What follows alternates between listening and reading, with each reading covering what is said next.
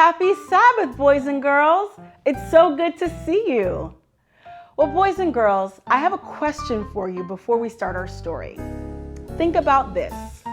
What do you use outside when it's raining? Are you thinking of, or did you say umbrella?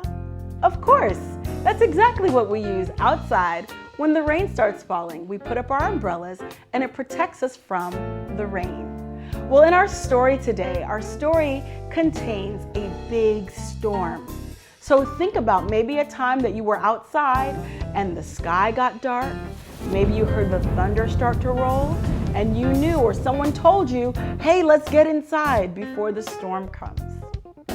So let's think about this. In our Bible story, it comes from Acts chapter 27 and 28. There are two characters, Paul, the Apostle Paul, and Luke. Some people like to call them Pastor Paul and Dr. Luke. So we're going to use those titles for the purpose of our story today. So in our story, Pastor Paul and Dr. Luke were traveling with a group of people to Rome. Now God spoke to Pastor Paul and told him a storm is coming. So of course, Pastor Paul goes and he tells the captain of the ship, hey, a storm is coming. Don't sail, don't sail. But did the captain listen? Nope. Captain said, we are going to sail anyway. So Pastor Paul and Dr. Luke got on the ship, but they knew what God said.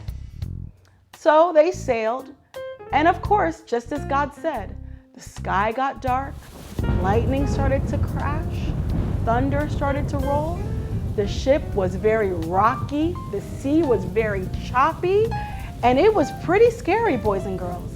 It really was. Pastor Paul and Dr. Luke knew what was going on. Everybody else was scared. People stopped eating. They were getting nervous. But Pastor Paul, knowing that God promised that all would be well, he told everybody, hey, it's been several days since you've eaten. You need to eat and keep your strength up. God has said it will be okay. So that's what they did. They ate, people got their strength up, and just like Pastor Paul said, the storm came, the ship ran on some rocks, the ship broke apart. It was a shipwreck. Can you imagine? Some of the people had to dive in the water and swim. Others had to hold on to the planks of the ship. And they all got to the shore. The island where they floated to was called Malta, M-A-L-T-A, Malta. And on this island, because God promised, people were ready with big fires to help warm everyone. While Pastor Paul and Dr. Luke, they counted up everybody that was on the shore. And can you believe it, boys and girls? Everyone was saved because God promised that would be so. Well, boys and girls, when we think about this story, we think about our time of Thanksgiving. Thanksgiving is celebrated in the United States at the end of November. In other countries, it's celebrated at different times of the year. But it is still a time for everyone to reflect on the goodness of God and give thanks. Well, that's what the people did when they were on that beach. They gave thanks because they knew that God had protected them. And did you know that Pastor Paul was preaching and teaching because he was an apostle of Jesus? And the people brought their sick and their ailing to him, and God worked a fabulous miracle and healed them all. They all gave thanks. So what does this story tell us today? I know I'm not sailing on any ships. Are you sailing on any ships? I'm not. But what can I learn from this story? Well, I can learn three things. The first thing is, in this story, we know that the storm will come. Well, boys and girls, what's the storm? What does that even mean? Well, I'll tell you. The storm can be lots of things in our lives. Maybe a pet dies. Maybe you get sick or someone in your family gets sick. Possibly you lose your best friend or your friend might move away. That makes you really sad. A storm in your life is anything that disrupts your life. Maybe it makes you rocky and sad. Or maybe it makes you feel like your life is choppy like the waters in the sea. But the Bible does tell us, first, the storm will come.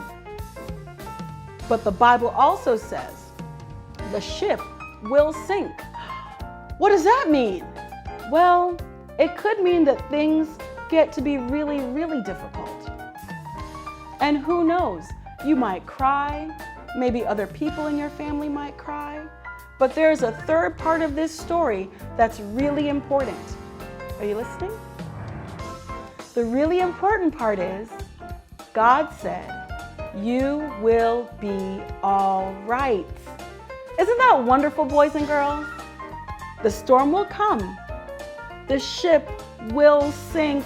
Oh, but you will be okay. In the Bible, in Deuteronomy, it says, God says, I will never leave you nor forsake you. What does that mean, boys and girls? That means that God will never walk away from us. He's always with us everywhere we go. But it also says, I will never forsake you. So what does that mean? Well, what that means is God will never turn his back on you. He is with you everywhere you go. He'll be by your side through it all. So when the storm comes, when the ship breaks apart, like bad things, really bad things happen, God is still there. He will protect you. He will take care of you because he loves you very, very much. So boys and girls, remember, the storm will come, the ship will sink, but you will be all right. I want us to always remember those things. God will never leave you. He will never forsake you. Let's have a word of prayer and thank him for always being with us. Close your eyes and bow your heads with me. Dear Father in heaven, thank you so much for sending us this word, this story to all of our children. I ask, dear Lord, that you bless us continually. Help us to always be thankful and to give thanks and be grateful for the things that we do have. Help us to always remember, God, that you will never leave us. You will never forsake us. You are always with us, even when things get difficult. Thank you for always protecting us. We love you and we praise you forever. Amen. So boys and girls, I hope you've enjoyed this story, and I hope you always remember that God will never leave you. He will never turn his back on you. Have a wonderful rest of your Sabbath. Bye-bye.